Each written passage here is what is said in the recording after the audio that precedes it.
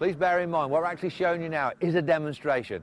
This is technically how you shouldn't drive off-road. As you can see, he's lining it up totally wrong, because you can see from the ground here, it's an axle twister. You've only got to look at the holes. How were they caused? Now, watch this. He comes into it, he applies a bit of revs, and it drives. Now watch this, look. Bit of rev, up it goes, look at that. Even with that wheel off the floor, that car drives through there, not a problem at all. And he was controlling that by the accelerator. If you sit there on tick over, it doesn't quite work. You just have to apply the revs, and you apply the revs gently. And you saw how dramatic that is. It can be very unnerving sometimes. Now see, look, even there where Ray had a problem, he just had to apply the accelerator and off it went. Because what you've got to bear in mind, that these cars have actually got anti-roll bars on.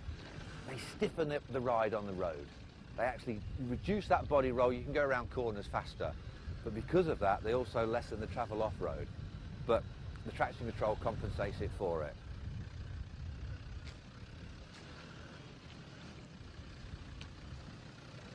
It can be a problem though, because it puts the inexperienced driver in situations where they shouldn't be. Obviously with these cars now, you may be looking at the front of it and you may be picking up the bits of mud that are spattered on the front and the sills. Watch the back end, look as it goes down there, look, so close to hitting the back. If that had a tow bar on it, that would have hit that back of that car. And actually, I would prefer a tow bar on a car like this, because the tow bar is going to take the impact before the bodywork does. It's a lot cheaper way of doing it. Okay, so far we've covered leaf and coil. How about the new Freelander? How about torsion bar suspension with no low gearbox? Let's see how that copes with this terrain. Now this is an ex-Camel Trophy Freelander. Although it's got a fancy paint job and lots of bits and bobs on it, the transmission is still the same as your family Freelander that you would drive at home. Now, as you can see, it's actually taken slightly. Now, listen to this, look at it. Listen to all that noise. Look at the speed he's having to go around here to get around this course. But he's still doing it. But it's a lot more violent. Look at that, look, wheels off the floor, body crashing down. If that was your pride and joy, you would have stopped just here, because you would have heard that first crash and thought, oh my God, the old man would now be shouting at you, the kids would be screaming, and you'd be petrified that you'd damaged your pride and joy.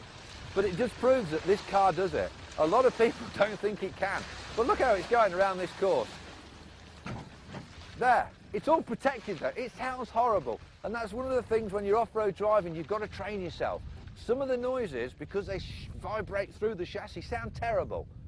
But 9 times out of 10, the Land Rover mechanics and everything, the designers have actually took everything up out of the way, and it's all superficial bangs. So, how about that? That shows you how suspension works.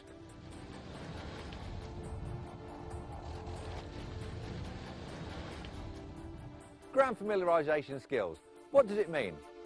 It's the driver's ability to look at the terrain in front of him, to set up the car, whether it be the gear, the speed, or the angle of approach. Let's have a look at the ground clearances of the four-wheel drives. The first one that we've got coming through is Ray in the Series 2. The lowest point of the car is the differential. As you can see, look how close it's getting, but also his springs are actually getting fairly close to the ground as well. Now the main point of that is that if the differential actually caught on the ground, or the ruts were too deep, it would lift the front of the car off the floor. He would lose traction. See, look, the 110, same size wheels, same sort of distance. Now, look at the Discovery coming through. It's a lot lower. Look how it's struggling. Look at the front spoiler. Look how it's designed. It's dug away to take a little bit. That's actually quite close again. You could damage the front of your car if you got that wrong. Now, let's have a look at the Freelander, the lowest of them all, plus torsion bar suspension. Still copes admirably with the terrain down there, but look how close it is. The skid guard all the way through. That's an aftermarket add-on, by the way. If you actually look back at the terrain now, you can make out the marks in the ground. Okay, that's one clearance, that's ground clearance. Now let's go and have a look at the other three: approach, ramp breakover and departure angle. Okay, we've just showed you one type of ground clearance. We're going to show you another one now. It's called the ramp breakover angle, and it's the car's ability to come up and go over a hill without hitting the chassis or the side of the car on the ground. So you can see now Ed's feeding the car in very, very carefully, watching out for other angles that we're going to come to in a moment. As he feeds it over, look how close the car starts to get. And look at that. As you can see now, the chassis is actually just touching the ground. The side seals of the car are touching the ground. Any more extreme, we could do serious damage to the car. But also as well, if you came over there a little bit too fast, as the car actually crests and goes to the side, the engine can compress the suspension, squab the tyres, lessening that ground clearance and really smashing up onto that sill. Okay, Ed, if you'd like to take it off the hill.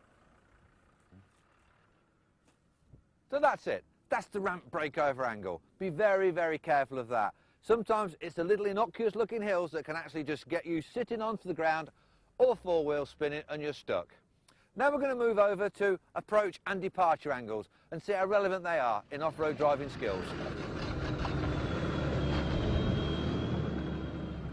Another two challenges for you and your vehicle. The approach and the departure angle. What are they? Where are they taken from? The approach angle is taken from the bottom of the wheel to the lowest protruding point at the front of the car. It's the car's ability to go in and up a hill without impacting that low point. It can be very, very expensive. Let's just see it in action. Okay, Ray?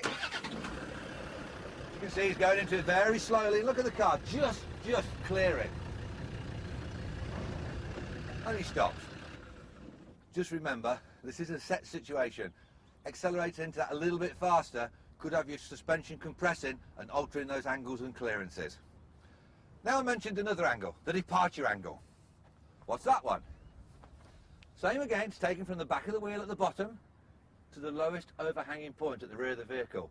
As you can see from this, it could be a very, very expensive mistake to make. The whole back of the car could be crumpled up. A very big dent in your credit card and your wallet.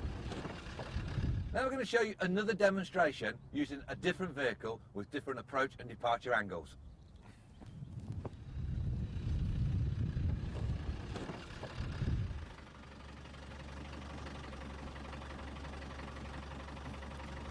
Here we are again with a different vehicle, a 110 Defender.